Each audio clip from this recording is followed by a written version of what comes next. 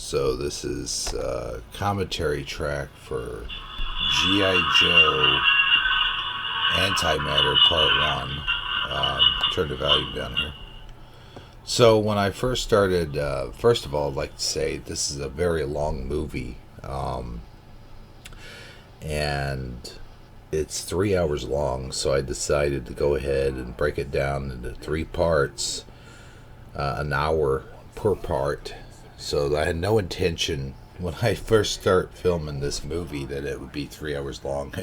You can see Serpentor sitting in the chair here. He's surrounded by his cronies.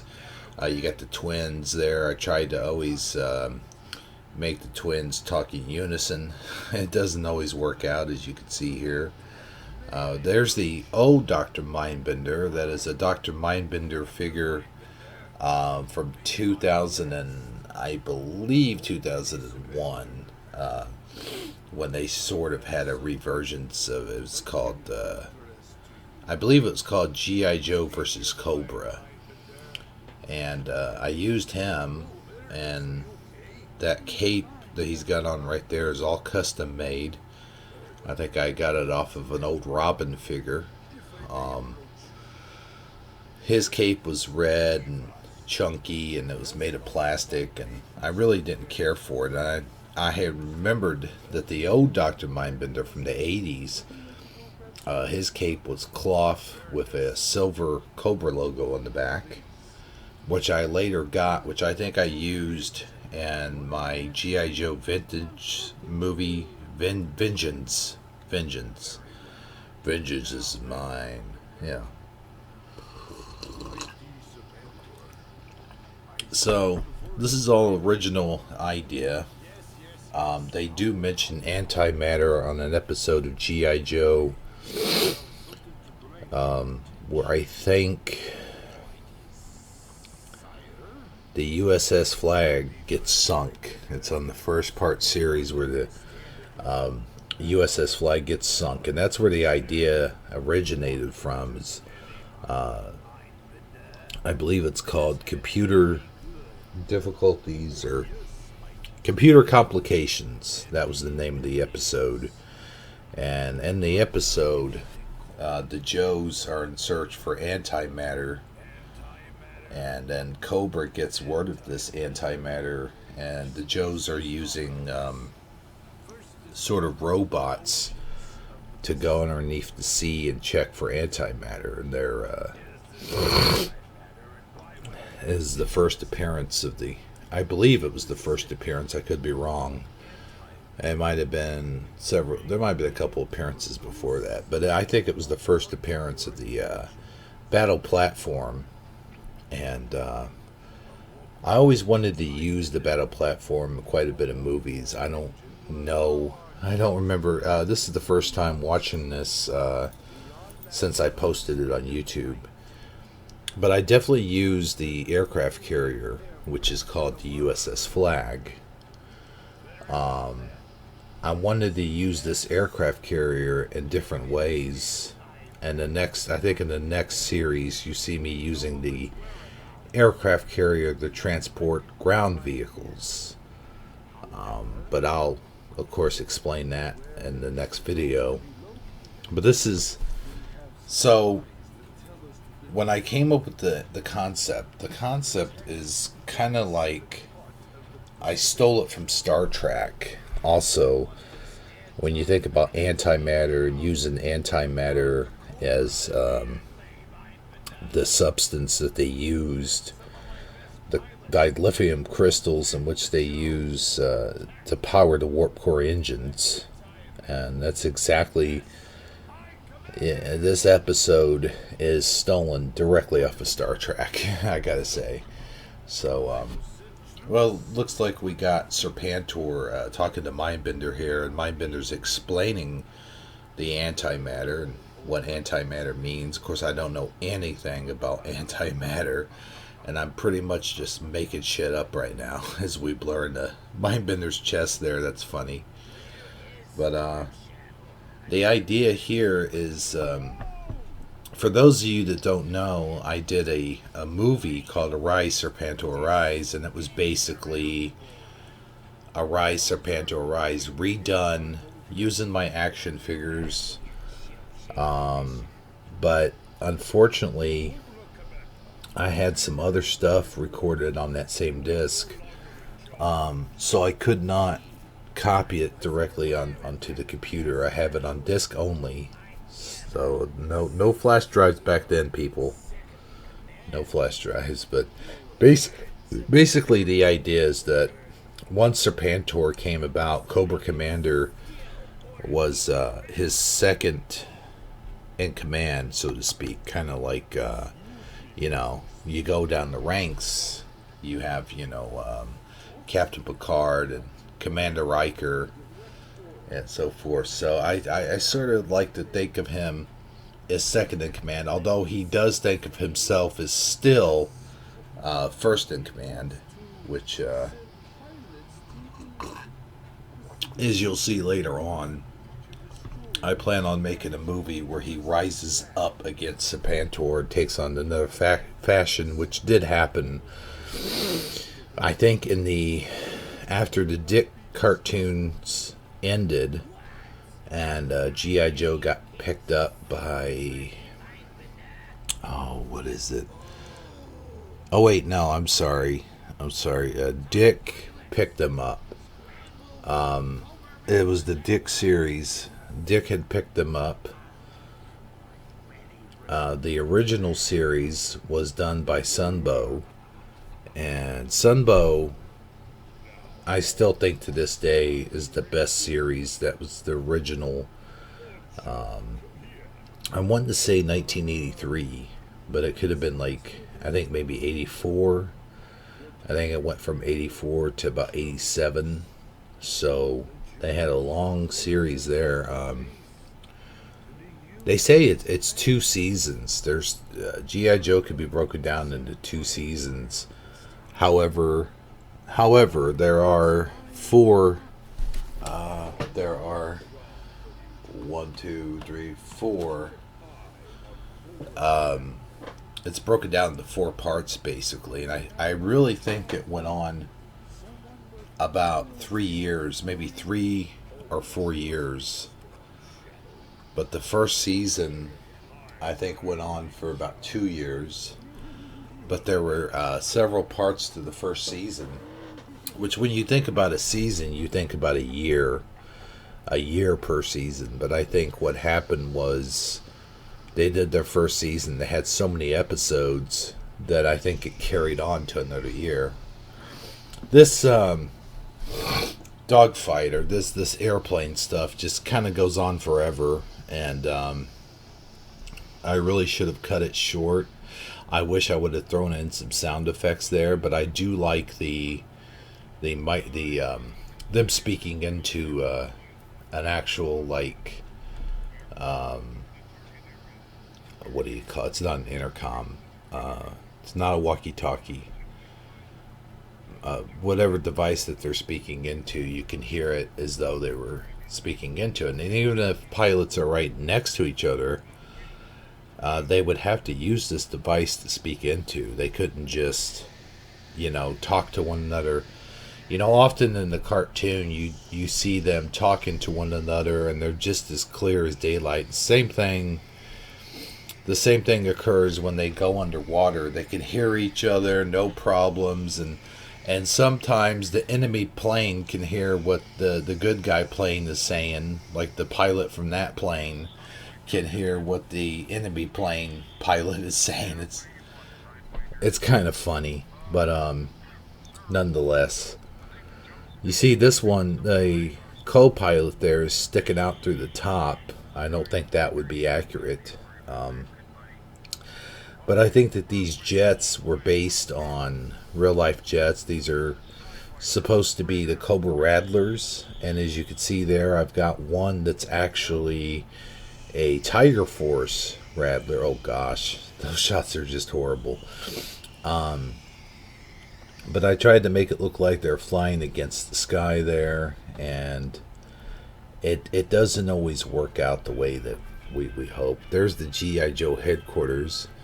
I originally, I do have The original headquarters, I think, came out in 84 or 85. But I didn't have it at this time. I think this might have been shot back in 2000 and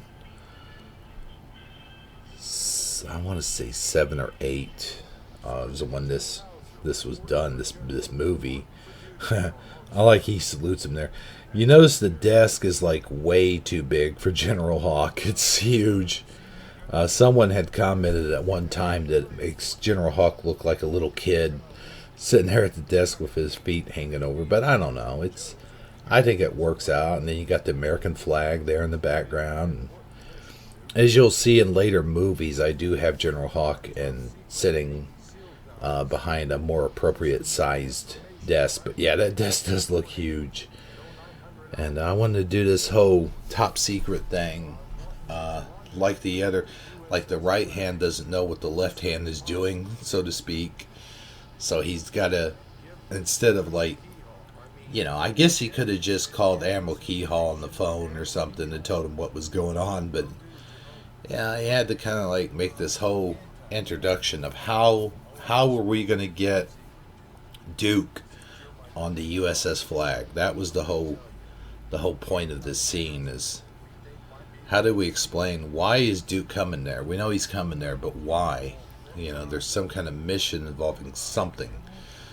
We don't know what it is yet, but we're about to find out.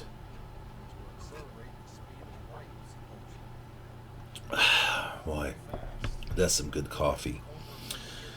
So this scene kind of drags on a little bit.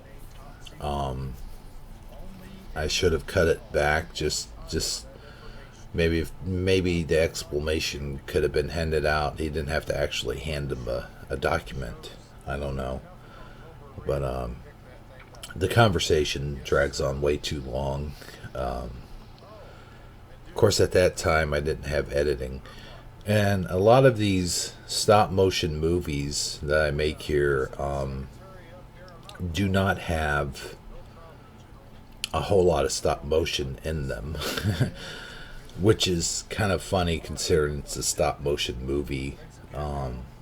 I'll use my hands a lot, but as you can see, I try to keep my hands off camera, and I use them at the bottom of their feet, almost like kind of like puppeteering almost in a way, where you have to move them in such a way, and also I feel like it gives them more of an expression.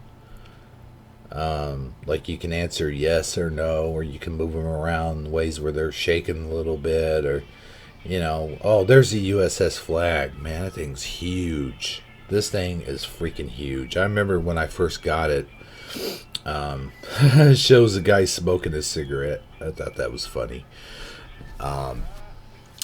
Something you would definitely never see in G I Joe, although I think at one time, early on, there was a season where they were in the bar. There was an episode where they were in a bar, and I think there was cigar smoke going on, and they were definitely drinking beer. That substance could not be mistaken for soda for sure, because it had the color and consistency of beer. So that was the early days of 80s broadcasting, people.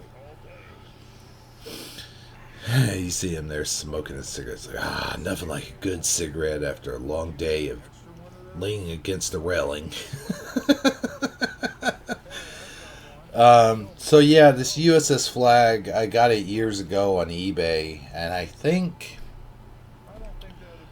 I might have won the bid. I'm not sure. No, I think I bought it outright, about $200. I think it was like $230 or something like that. And these things usually run, $500-$600 or and up, like $1,000. I've seen these things go for over $1,000, and now I think they can go for $2,000 if you have them in pristine condition. This one was not in all that great condition. I had to order a lot of extra parts. There was pieces missing. That steering wheel, for example, had broke. I had to replace it. So I went through about two of those. I think there was a ladder missing. There was just a lot of little bits and pieces missing. So I might have actually, it was like $230, but that included the shipping. Because initially it was like 180 or 190 or something like that. And I think the shipping might have been about 20 or 25 or something like that. I can't remember now, but if you throw in all the extra parts and the upgrades I had to do to it, I would say it would probably today's value probably run about $400. But with that being said, I still got quite the bargain. Of course, that's back when I was working. I had a pretty good job and making pretty good money, so I could afford stuff like that back then. Now I would have a really hard time buying something like this. So I try to keep it in good shape, and it is old, so there is a lot of cracked pieces and a lot of stuff like that. But I love the idea that Shipwreck's manning the wheel here, as though the wheel controls the whole entire freaking big long ass aircraft carrier. And you know, Admiral Keyhall's always giving Shipwreck shit, and Shipwreck's kind of the lazy bunch of G I Joe. He's kind of the how do I explain it? He's lazy. He's not very mindful of what he's doing. He's kind of the bumbling fool, if you will, of G I Joe. I mean, he tries hard. Don't get me wrong. And when it gets down to it, he's there to take care of business. I mean, he knows how to take care of his business, but a lot of times he is lazy and kind of bumbling. And one of my favorite characters, though, Shipwreck, you know. And you know, Shipwreck has his Navy work uniform on all the time, so he's really just a hand man, just like a deckhand, you know.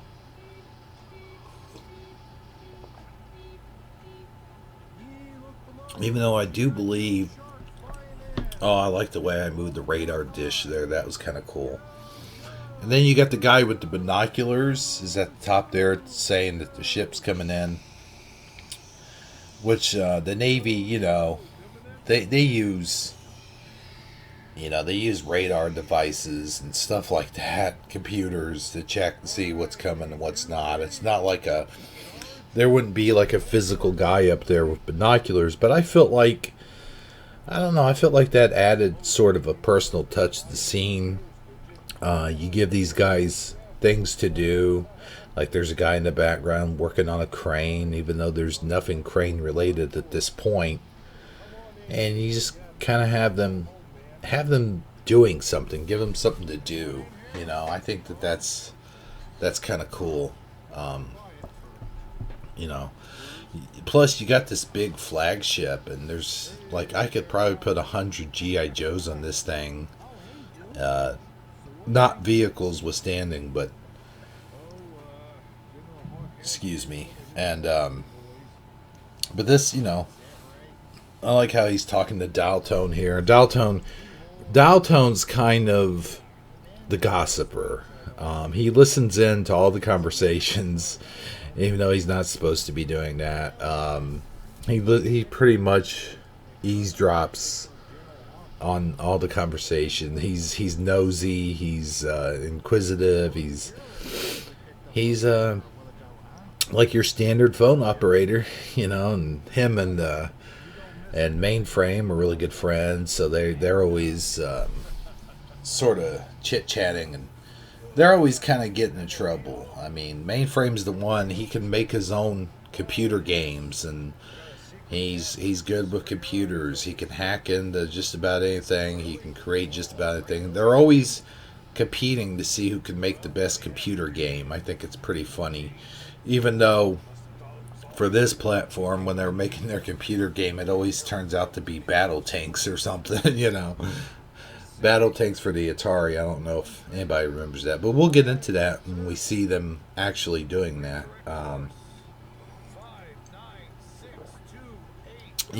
This first video is only about I think 20, maybe 30 minutes long. I'm not sure.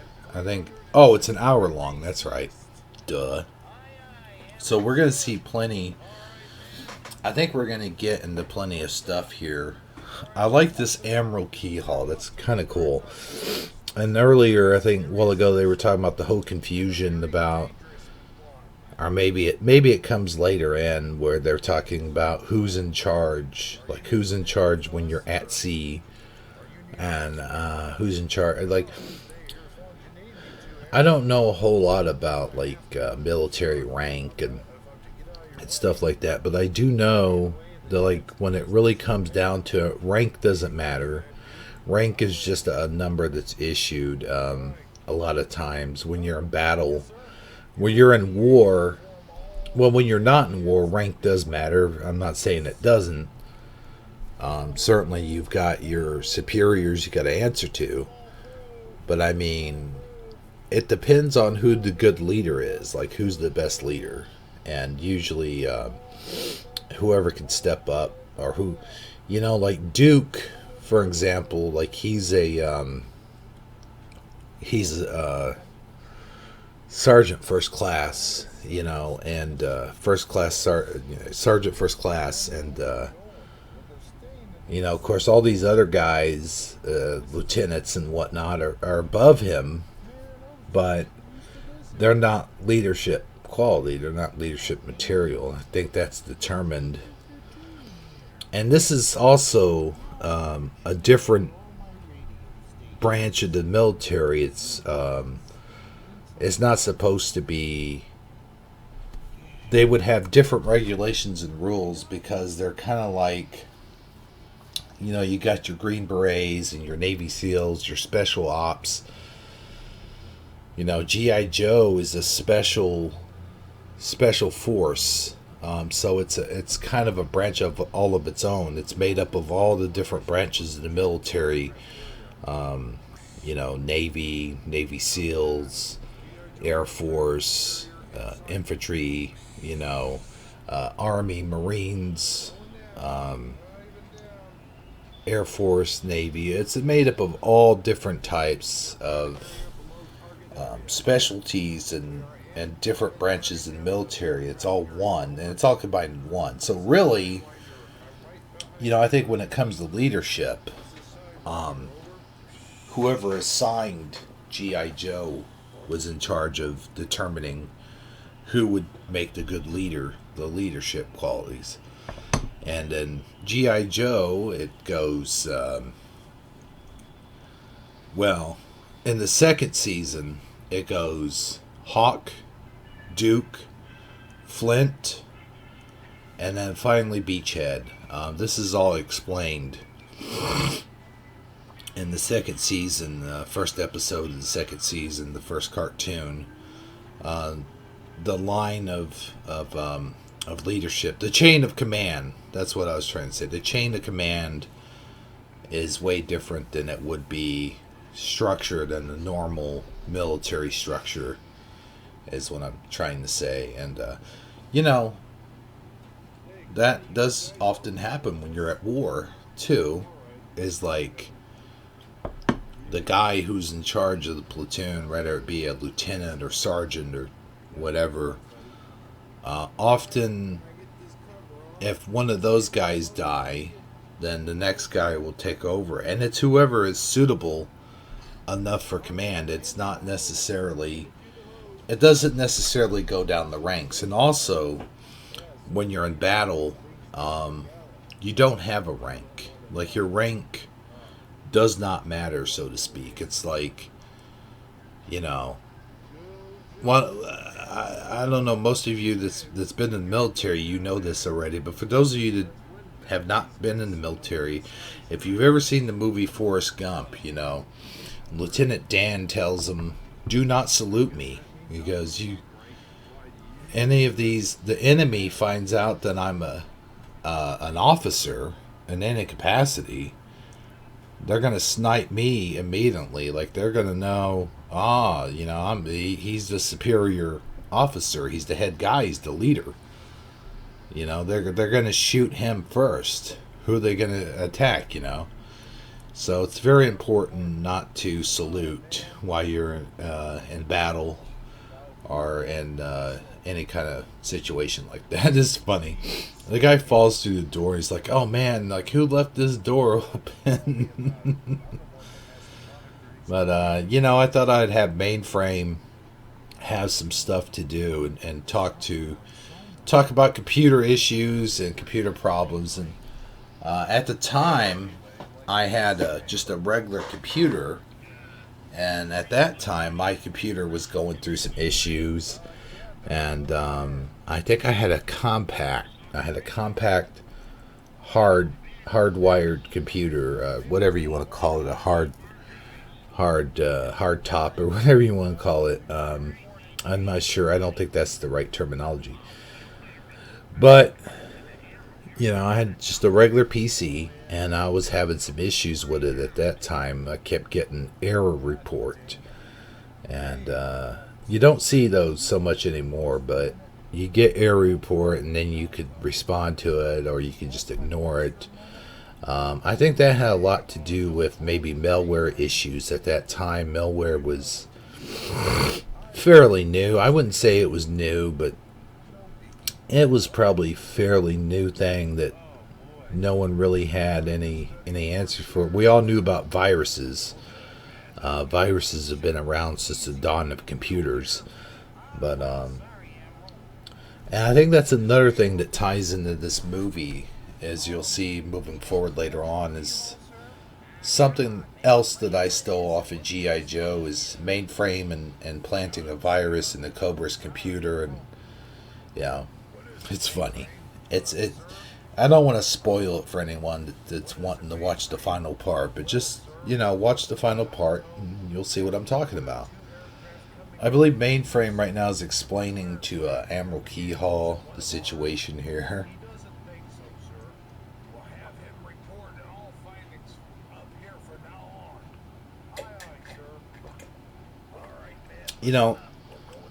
Usually, and it doesn't happen often, but usually I like to have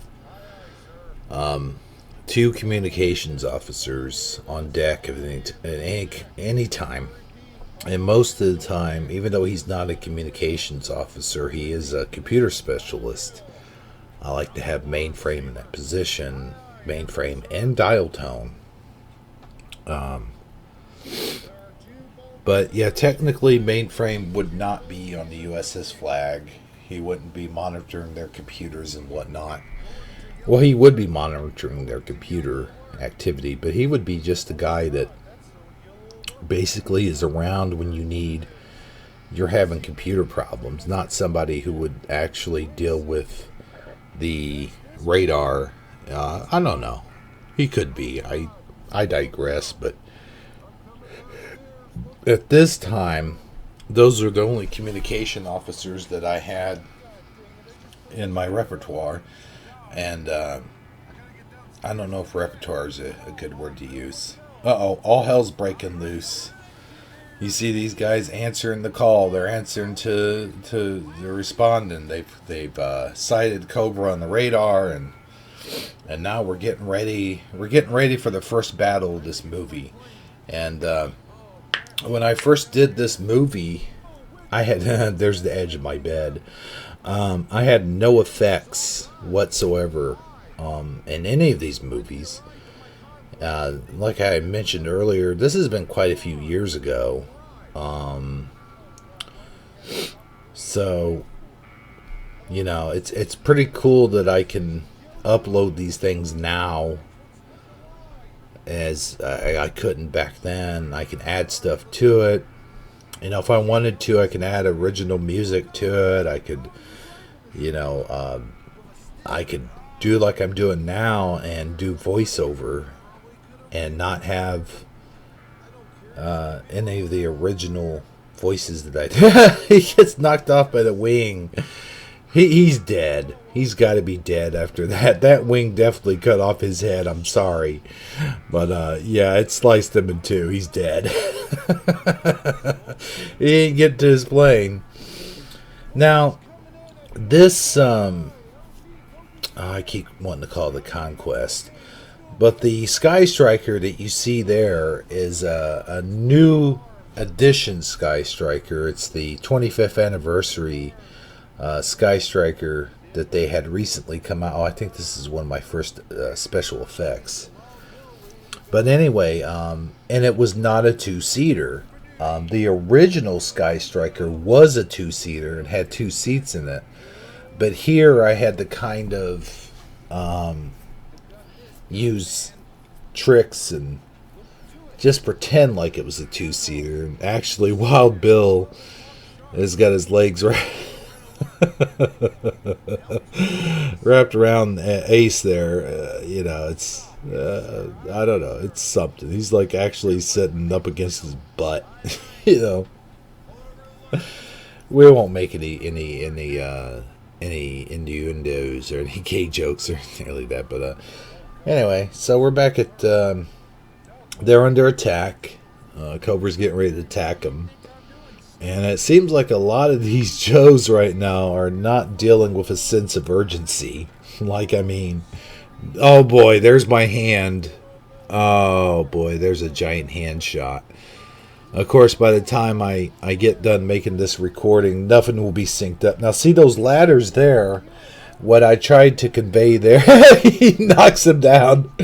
What I tried to convey there is the guys, when you're on a submarine or when you're on a flag, aircraft carrier, or anything like that that has stairs like that, what they will often do is slide forward. Like they will be turned around and slide down the railings, sort of with their arms and legs hanging over the rail and slide down, which is a lot more sufficient and quicker way. I like this shot of the jets taking off, by the way. That's kind of cool. So I was trying to convey that, and they slid all right. They slid all the way down. Oh my gosh, you can see my carpet there. He would not be able to take off. That jet definitely came to a screeching halt there. I'm sorry, but that's definitely what's going on here. I do like the jets taking off there, though, man. That's kind of cool. But I always like to use this fade. Back then, that was the only fade I had for my old boy. It's on the bed. Yeah, I had a lot less props back in those days. So I'm using the bed here. I had blue sheets and thought this would look like the sky, and it does not. Yeah, it looks just like a jet is on the bed. What can I say?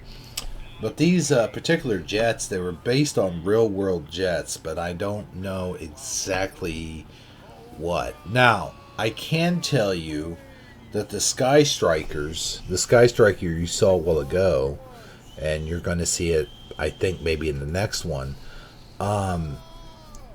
was based, no special effect. Look at that. He dropped a missile onto the... where's the special effects? Oh, you know what? I think I'm watching the video that before. I think I'm watching one of the videos that I made before I added the special effects to it. Okay. That's definitely what's going on here, I think. Man, I can't believe there's no special effects right there. But anyway... so when I go and I I put this on the video editor, I'll have to find the one that has special effects, and then you people won't have any idea what I'm talking about. So forget I said that. This is filled with wonderful, marvelous special effects, and no, can't think of it. I don't think that I put any special effects in any of these. But the next one the next one is the one I used all the Man, why didn't I go back in there? This is on YouTube, and there's no special effects. I like the lasers. The lasers are kind of cool. Of course, I just used a a pen light. Yeah, but that Sky Striker right there, like you're seeing there, was based off of the F-15s? What do they call them? F-15 fighter jets. The same jets that were featured in the movie Top Gun. And so those are real world planes, and these are based off of, I think, Japanese. I can't think of the name of the kamikaze planes, what they were called, but this one, I think these jets here are based off of like some sort of World War II type jets. I'm not really sure. Airplanes, I mean, not jets, but you know what I mean. But right here is inaccurate because, see, the wings are, they're N-word, and when the wings are out, which I never knew this before, but the wings are N-word when the wheels are up, and the wings are outward when the wheels are down, which doesn't really make a whole lot of sense to me. Like, you would think you'd still be able to use your, like, the wings should be out in flight, it seems like, and they're not. I like these shootings. I do wish I would have had added effects to this before I launched it on YouTube. But it is what it parachuted. So he parachuted onto the deck. That had to hurt. Oh, man. Well, you know what? You got to take it for what it is. I did this several years ago. And what you're watching when you see this on YouTube is just the raw footage. It's all raw footage. None of it's edited. Oh, man. Shipwreck's a funny character. As you saw earlier, there were some other guys that looked like Shipwreck. And they were off in the background. You're probably wondering, well, why the heck does he have... I thought Shipwreck was at the wheel. What's that Shipwreck doing over there? And he's over here. I had, I think, about 3 shipwrecks that I used as extra sailors. I tried to pull it off as though they were extras. Extra sailors. There's my thumb. There you go. See, right down the ladder. Boom! He fell down. Oh, man. That's a nasty spill right there, Shipwreck. You're going to be out of action. Maybe he wanted it that way. He planned. Oh, well, he did it too. That guy is going to fall into the ocean. I mean, look at that stance. There's no way he's shooting that cannon. He's laying on the side of it like that. Anyway, I think these cannons are computer controlled. Like, I don't think a human actually controls the cannons. I could be wrong, but... in a way, I think I'm very, very much right. Boy, that's odd there. He's jumping into the ocean. He's jumping onto the carpet. Now, there's another... That should have been an explosion.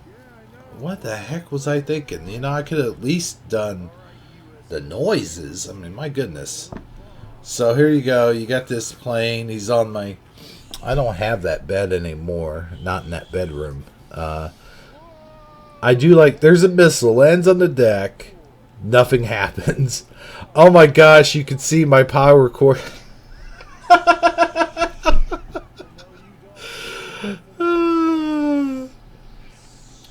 They're not in the ocean.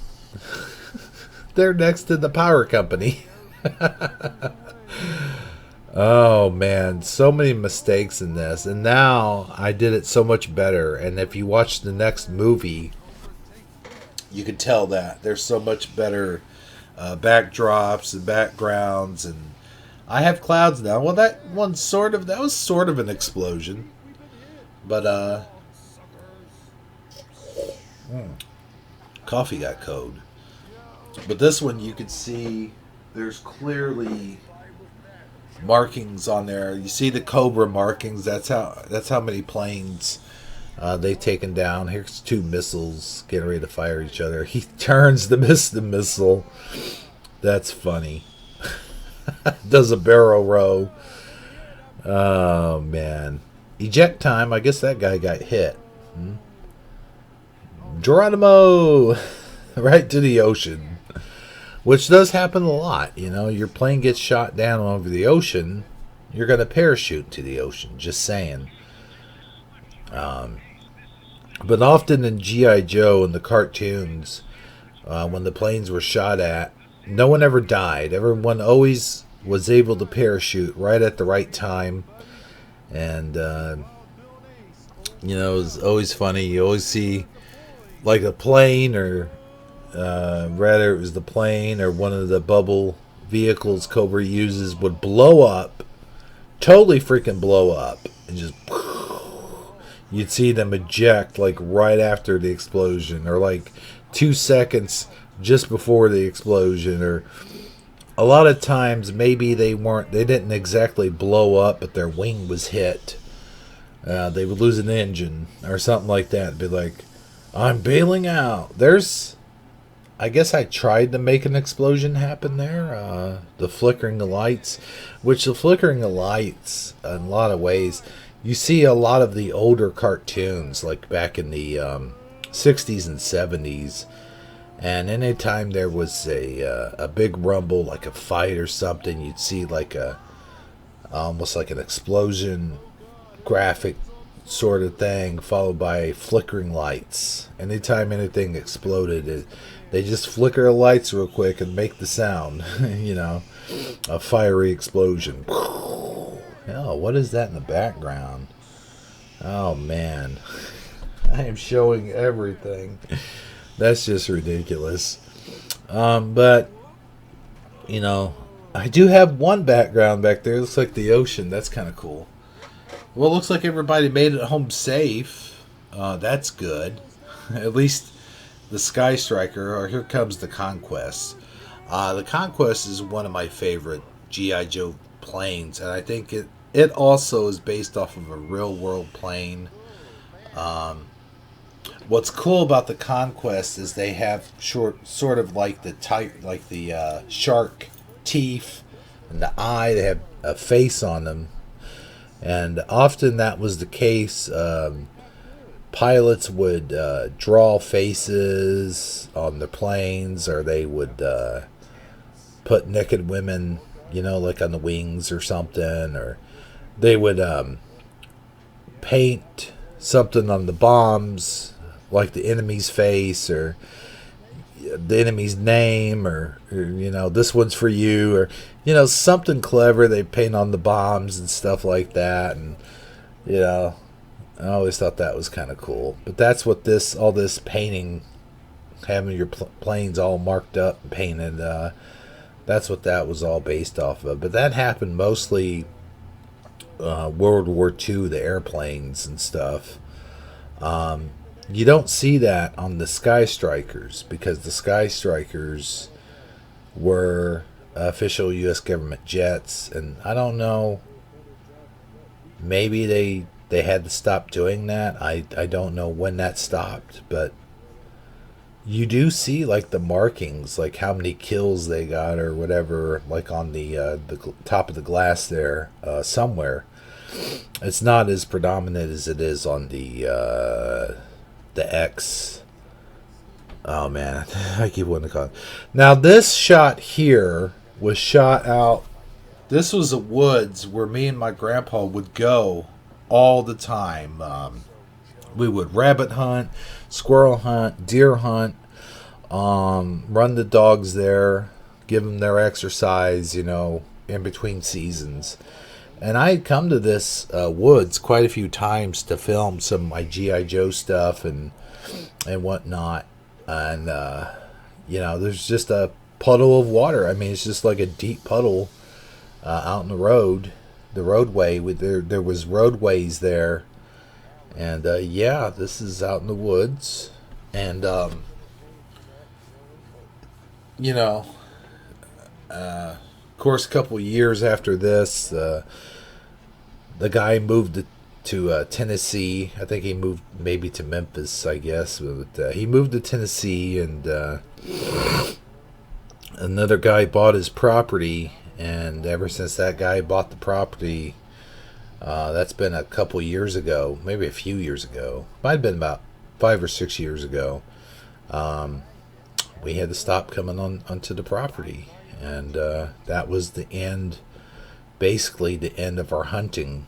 And I don't know what's on that property now, but yeah, this is back in the good old days. I miss having that property to hunt on. It was a lot of fun, and we all had a good time, and dogs got plenty of exercise. And now everything's shut down. They nobody wants you to hunt on their property anymore, and rightly so. I mean, people go on the properties and they trash them with beer cans and sandwich bags and just all kinds of crazy litter. And yeah, so it's the few that spoil it for the many. That's what they say. The few guys, it just takes one bad apple to rotten the whole bunch. So, I could see why people are not letting people on their property. But this is a good scene, though. It does drag on a little bit too long for my taste, I do believe. But we could see clearly, he's in, I don't think that mud puddle was that deep. So the bottom of the boat here is actually touching the bottom, and you could see the leaves there. And I was kind of pretending the leaves there was like a little island or something. He could let the guy just kind of go. He let him go on his merry old way. Although, I gotta say, if this was real, and this was during a real war, yeah, that guy would have been dead. No questions, no nothing. He would have been freaking dead. Or the other guy would have been dead. I don't know. Shipwreck might have not lived through this ordeal. But anyway, as you can tell, now we're in a swimming pool. It's a wading pool. It's a wading pool, but it's pretty good size, though. I mean, you can't really swim in it, but that's why they call it a wading pool. But I mean, it's not like a little baby pool. I even thought about bringing in, and I think this actually is kind of like a little baby pool. I don't know, but you can see in the next one, I actually have a pretty good sized pool. It is filled with water, although I had it in my garage. And this one was done outside, and it was a little bit cold. It was a cool day. It wasn't like freezing weather, but it wasn't. I think right here, as you saw earlier on, we were going into fall, and I think I've done this right around the fall of the year. Yeah, you can see right there the trees reflection has no leaves on them. So my neighbors are probably like, what in the hell is this guy doing? He's got a swimming pool out in the middle of the fall. Oh, man, that's crazy. I actually thought about shooting this in the bathtub, and I have shot scenes in the bathtub before, and you could really tell it was the bathtub. Even though I tried to disguise it, I take the mat out, I make the water a little cloudier. But, you can see the sides of the tub and the bottom, and it was white. So this at least resembles somewhat of an ocean. It's blue. You can see the waves there. But, honestly, though, it's really hard to do water shots to get them on the water. There was one G I Joe movie that I did a long time ago that happened. I believe it happened in my mom's old swim pool. That thing was huge, and I did some filming on that. Oh, I think this might be the end of the program here. Oh, Yeah, I better stop this recording then if that's the case. So anyway, we appreciate everybody for tuning in, and I thought this was an hour long. What? Oh, it's still going. Never mind. But I still, we got 10 minutes left on this, so I just wanted to thank everybody for stopping in and listening to my boring commentary, and just for hanging in there and watching. And I'll see you in the next move, the next well, it's not a movie, the next part of the movie, I should say. This next scene going on here just took forever, and I think at the time I was running low on Cobra bad guys that were divers, simply because I just had these two. I had the two eels, and I had the other guy, which is actually, the other guy is a G I Joe, but you couldn't tell that here, and especially if you didn't know it. I had these three guys. They come from the 2003 G I Joe versus Cobra series, I do believe, and some of those are actually that one right there. That eel, he came with a backpack. That if you hit a button on it, he'd light up, and it worked for a long time. Even though I've had it underwater several times. See right there it is. Okay, I didn't know if it was working at that time or not. But I think I did a G.I. Joe movie here a couple years, maybe last year, and I think it didn't work when I did it. But these underwater scenes just take so long. And I let this one just, you can see my hand there, a couple shots. Oh, and you could see a flipper, or you could see how his leg is taped there. I had a flipper on that foot, and the flipper kept coming off. It was a loose flipper. And I really, really hate dealing with flippers a lot, because they're fine when they're on land, but oddly enough, when you take them into the water, they start coming off and just floating everywhere. So it was the particular case there. I think I didn't find a pair of flippers that fit him. I think I found the first one I had, and then the second one didn't fit him right, so I had to tape it up. I had to tape it on him. Now I've got several. I got quite enough flippers to go around for everybody, so don't really have that problem much anymore. They do come off of those guys, but I noticed on the original Joes, the original G.I. Joes I use, those bigger flippers stay on them very well, and it's pretty cool. So yeah, this underwater scene goes on forever, but I think it does have some nice visuals to it.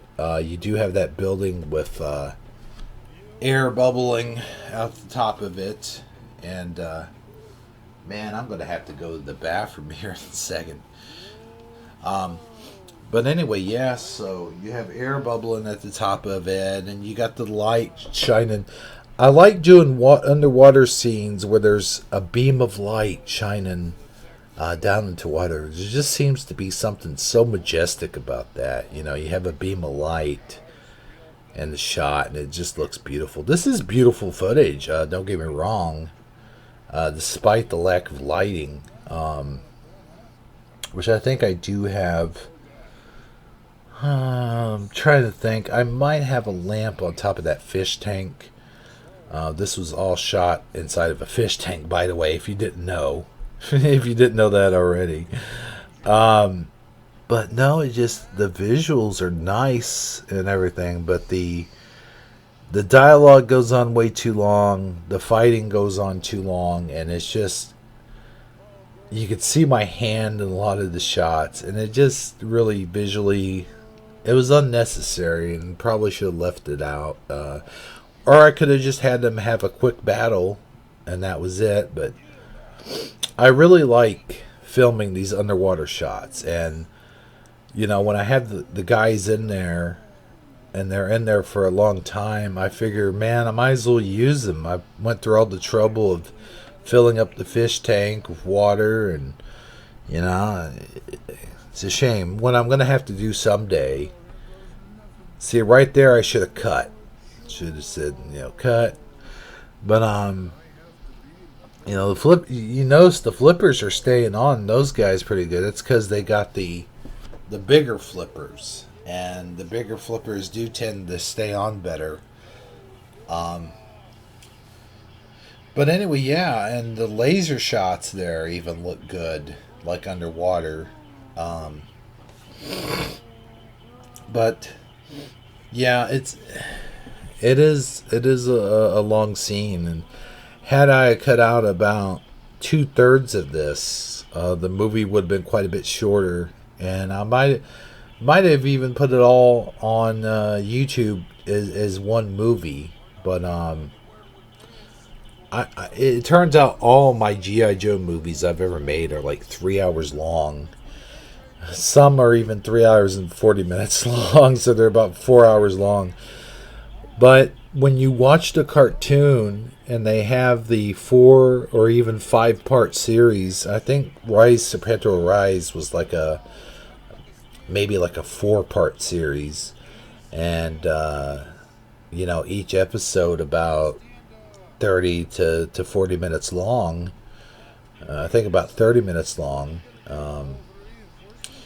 You think about it, 30 plus 30. I mean, that's an hour right there. 2 episodes, and then you get 2 more episodes. That would make at least 2 hours. So why mine would go over an hour, I don't know. Maybe because some of my dialogue is kind of slower. I think in cartoons, when they get the animation back and they do the voice work, I think the voice work is a lot faster, and I think they speed it. I think they speed it up to about 1.5 actually when they aired the episodes, and even when they put it on DVD, I think it is sped up so it doesn't go as long. Now, I could be mistaken, but I think by the time it reaches its DVD source, the episode might be actually a little bit longer because it's not sped up like it is on television. So let's just say it's 38 minutes long or 35 minutes long. So now you got 4 episodes that are about 35 minutes long. So you got an hour per 2 episodes. You got an hour and let's just say an hour and 5 minutes per each episode. And so, yeah, 30 plus 30, that's an hour. That's 2 episodes. And like I said, it's 2 hours for 4 episodes. And if you do one more, it's about 2 hours and 30 minutes. So even if it was 5 episodes, it would only be like 2 hours and 2 hours and I would say 5 or 10 minutes. 2 hours and 10 minutes. So I don't know why mine are so long, but I think it's because I don't go by script structure, and I add some things, I add a lot of things. And some of the times I change the timeline around. I think Pyramid of Darkness that I did had Cobra Commander and Serpentor, because all the movies that I made after this, or before this one, or after this one, Serpentor was around in this timeline. So when I went back and redid the episodes that were done on the original episodes, and I went back and sort of I lost my train of thought. But anyway, it looks like we're coming to the end of this video. And we're still in the underwater scene. I think this underwater scene's lasted about 10 minutes already. So, wow. So hopefully the next one that you see, the underwater episode, won't be quite as long. And the dogfighting stuff, too. So, well, that just about does it for me. This has been Hebro77. saying thanks everyone for watching the video, and we'll see you in the next one. Yo, Joe!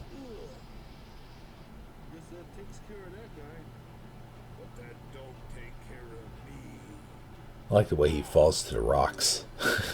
Ow! Man, he got clobbered. Oh. And I think this video should be about over with. It should end any second. Any second now. Should be all over with. And I have to hit the stop button. Unless you guys want to like continue to watch the video without me talking. That makes sense too. Any second now. Goodbye everybody. Nope. Still going. Man, this underwater fight is it's nice, but it just goes on forever. Like, what the heck is Wetsuit doing there? He's like beating the crap out of that eel. Been funny if he would have like smushed him into the glass, and you see like a big old suction cup look on the eel's face as he smushes into the glass. Even though we're supposed to pretend like the glass isn't even there, you know. So, well, I think we're getting near the end here. We're 1 hour and 1 minute. No, how long did I make this? How long is this video? Oh, I think it still has quite a bit to go. So I'm sorry, folks. I've cut it off prematurely. I've stopped. I told everyone goodbye. When actually, I think this one might have another. Let's see. No, I don't want to seek. I don't know. I might have another 10 minutes to go. So I'm going to be with you guys a little bit longer than I had originally planned, than I had originally thought. Oh, there went my phone. So let me go see what that is as we watch this video. The idea here is, and I think you've already seen the rest of the movie, so I don't have to look at this. I love these underwater battles, but they just go on too long. You see the missile sticking out, and I'm having trouble with the missile. He just rams the damn thing. That's hilarious. But no, the original intent here is that each team gets one piece of the antimatter. You see the good guys win, and then you see the bad guys win, and then the good guys win again. That's how the actual G I Joe episodes went. Let me check my phone. That's the thing, is I cannot pause this recording, because in doing so, I jeopardize everything. Let's see what we got here. Oh man, stupid crap. I walked away from this commentary for stupid crap. But I seriously though, I would like to thank everyone for watching the DVD commentary. Sorry I'm not talking too much about what's going on, but you guys know what's going on. You've seen this before. There's a part here, I believe it's in this upcoming scene, and it is hilarious. Back in the day when I was doing these, I was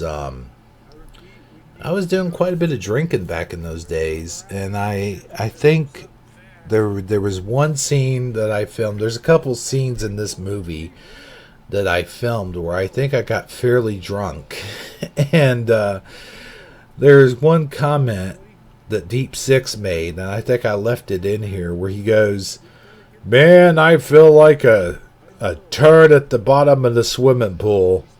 And I thought that was the line there that had me cracking up. And then later on, there's something that happens. I think General Hawk and Duke and Flint are all on the deck of the... Admiral Keyhall, not Flint. Admiral Keyhall are on the deck of the USS Flag, and they're all talking. You could tell right then that I was very much wasted when I was talking. And at some point during the conversation, he goes, "And for God's sakes, man, zip up your fly." And that was the point where it had faded out. Is the battle finally over? This underwater scene and I do apologize for this. I think the next one, the underwater scene, is just as long, or maybe even longer. And I'm not sure, that might be the one. No, did I have underwater scenes in G I Joe Vengeance? I don't know if I did or not. Now G I Joe Vengeance, and I'll talk about it. I'll do commentary on it when we get to that point. I wanted to do something different. I wanted to do something that I haven't really never explored before. I wanted to bring a little bit of realism into G.I. Joe. And so I used, I think at the time, Bin Laden had just been killed and whatnot. They have found Bin Laden and they had killed him. They didn't kill him. I'm sorry, they neutralized him. It makes me think about Ghostbusters, the neutralization. But I wanted to do something real, you know. I wanted to like put an actual adversary in. And how I did it was, and I'll explain it on that one too, is I actually integrated Cobra with the Taliban. And I thought that was a pretty cool idea, that the Taliban was supplying, or they were getting supplied with weapons and protection and stuff like that from Cobra, which I thought was a pretty cool idea, and it brings in a little bit of realism to your G.I. Joe. Oh boy, this helicopter. I think this helicopter here, oh man, it's definitely causing damage right there, but this helicopter here was before I actually got the actual Tomahawk. And I think, is there some MASH music playing? I think, yes, we hear MASH as the helicopter's coming down. That's quite funny. But, you know, I wanted to bring Lifeline in on this, and I wanted him and Doc to have something to do. Now, in the next one, I think we see, is it the next one or the Pyramid of Darkness? I can't remember. One of those, we see the actual Doc, and I actually got his vintage figure, and I wanted him and Lifeline to interact. I wanted them to have things to do because they're both field medics, and that's the thing. Well, I don't know about Doc. Well, yeah, Doc is a field medic. Lifeline wears the red clothes for some reason, and like he's not an infield combat medic. But they used them often as an infield combat medic to come and rescue the Joes from certain harm. Man, I wish I wouldn't do that. But anyways, ladies and gentlemen, I think that is the end of this recording. I'd like to thank everybody for joining me. And yes, it really is the end this time. I'm not misfiring here. So thanks everyone for watching, and we'll see you next time. This is Hebro77 saying, so long, everybody. Do. I think it's still got like a couple seconds left. I didn't know that. Okay, Lifeline. Come on, do your thing, buddy. Oh, come on. Not another tease. Oh, no, this is never going to end. I'm going to have to record 3 endings here. Dang, I keep getting notifications from those people. Leave me alone. Sheesh. Okay. This should really seriously be the end. Right about here. Shipwreck's going to talk to Mainframe, and it is over with. Good night, everybody.